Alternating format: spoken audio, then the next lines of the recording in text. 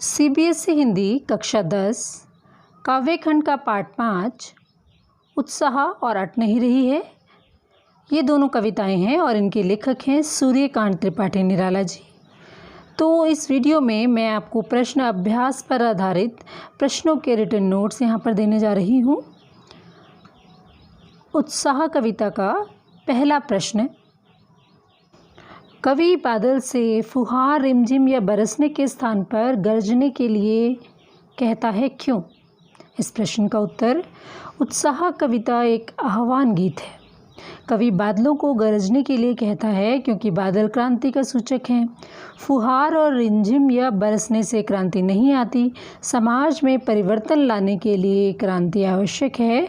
यही कारण है कवि बादलों से गरजने के लिए कहता है। प्रश्न संख्या 2, कविता का शीर्षक उत्साह क्यों रखा गया है? कवि ने उत्साह कविता में बादलों से गरजने की कामना की है और ऐसी गर्जन जिससे जन सामान्य में चेतना का संचार हो जाए, ऐसी गर्जना जिसकी गड़गड़ाहट सुनकर उदासीन लोग भी उत्साहित हो जाएं। उत्साह मन में परिवर्तन का भाव जगाता है, इसलिए कवि ने कविता का शीर्षक उत्साह रखा है। अब प्रश्न संख्या 3, उत्साह कविता में बादल किन किन अर्थों की ओर संकेत करता है? इस प्रश्न का उत्तर, उत्साह कविता में बादल निम्नलिखित अर्थों की ओर संकेत करता है। तो पहला, बादलों के द्वारा मानव जीवन में क्रांति लाने की ओर संकेत करता है। मनुष्य के जीवन की पीड़ाओं को दूर करने की ओर संकेत करता है। जीवन को उत्साह और संघर्ष के लिए प्रेरित करता है। जीवन में परिवर्तन और नयापन लाने के लिए भी संकेत करता है। प्रश्न संख्या 4, शब्दों का ऐसा प्रयोग जिससे कविता के किसी भाव या दृश्य में ध्वन्यात्मक प्रभाव पैदा हो, जो नाद सौंदर्य कहलाता है। तो उत्साह कविता में ऐसे कौन से शब्द हैं जिनमें नाद सौंदर्य मौजूद है? छांट कर लिखिए। इस प्रश्न का उत्तर, तो ये कविता की पंक्तियां हैं जिनमें ये नाद सौंदर्य मौजूद है।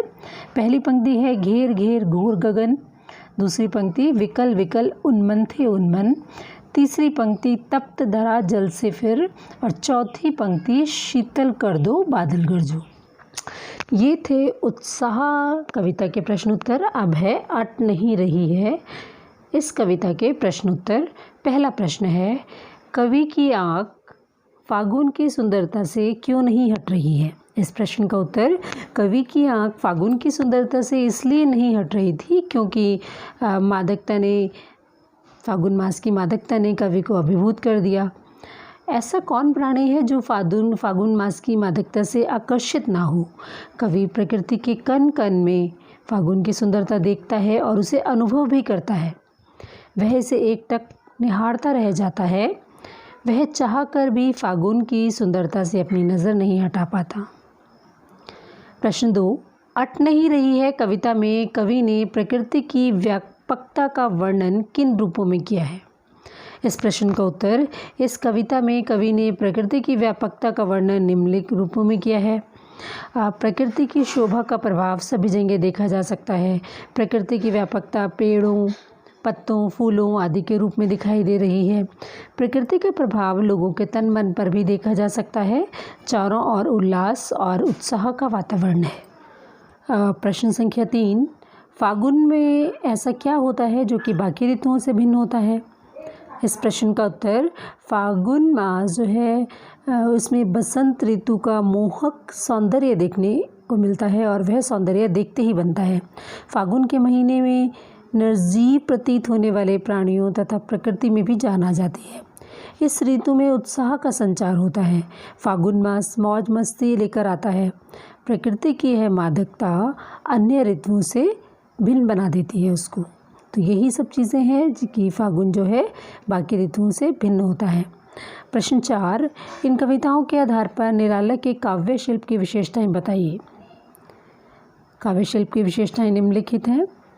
उनकी कविता में छायावादी कविता की उड़ान है। प्रकृति चित्रण अत्यंत कुशलता से किया गया है। वे प्रकृति का मानवीकरण करने में कुशल हैं। कविताओं में खड़ी बोली का प्रयोग है। कविताओं में तत्सम शब्दावली का प्रयोग किया गया है। तो बच्चों, ये थे इस पाठ के प्रश्न उत्तर जो कि रिटन नोट्स में आपको अभी स्क्रीन पर दिए हैं। धन्यवाद।